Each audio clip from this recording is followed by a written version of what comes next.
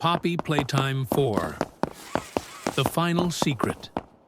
Ethan stood before the towering gates of the Playtime Co factory, now more decrepit than ever.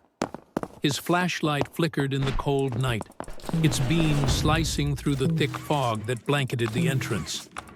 Rumors spoke of horrors still lurking within, but he had to know the truth. The factory had taken so much from him already.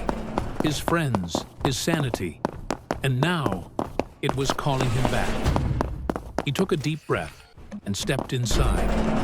The moment Ethan crossed the threshold, the massive metal doors groaned shut behind him.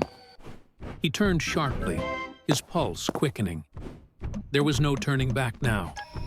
He adjusted his grip on the flashlight and moved forward through the dust-covered halls.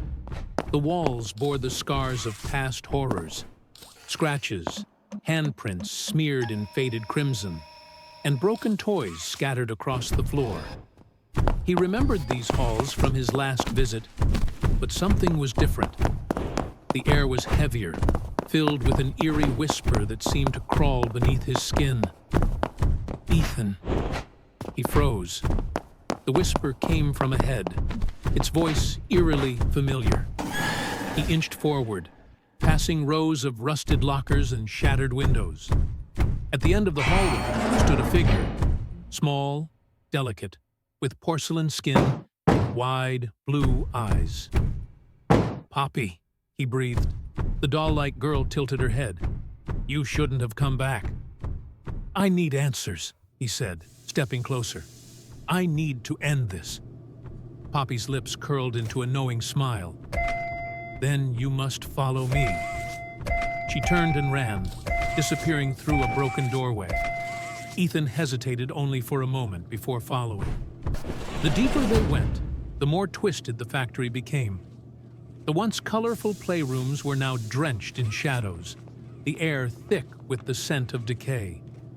The sounds of skittering claws echoed in the distance. Something was watching them. They reached a vast chamber, a forgotten part of the factory Ethan had never seen before. Machinery loomed overhead, rusted and broken. Conveyor belts lay still, their surfaces littered with torn fabric and scattered stuffing. A control panel flickered weakly, its monitor displaying static before morphing into distorted images of Huggy Wuggy, Mommy Longlegs, and other toys.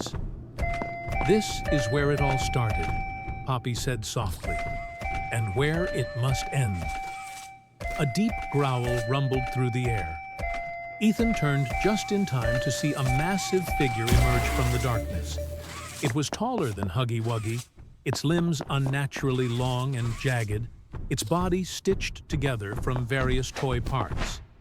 Its hollow eyes glowed red as it let out a guttural snarl.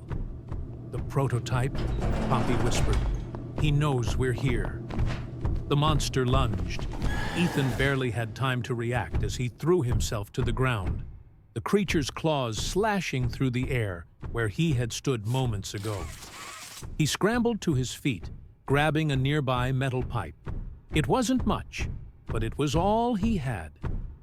Poppy darted to the control panel, her small fingers flying over the buttons.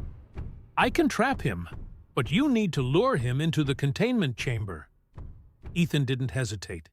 He swung the pipe, striking the creature's leg. It roared in anger, turning its soulless gaze upon him. He bolted toward the chamber, heart pounding as the prototype thundered after him. The walls trembled with each step the creature took. Ethan reached the containment chamber and slid inside just as Poppy activated the controls.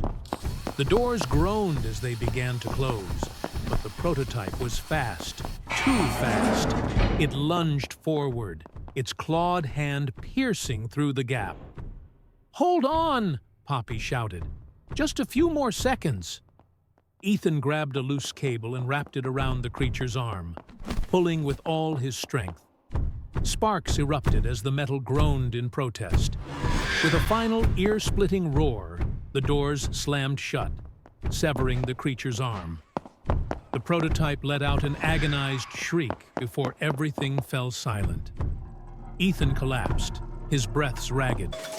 It was over, or so he thought. Poppy stood beside him, her expression unreadable. "This was only the beginning," she said. The monitors flickered again, displaying a message in bold red letters. "Experiment not terminated." More awake. Ethan felt a chill crawl down his spine. He had won this battle, but the war was far from over.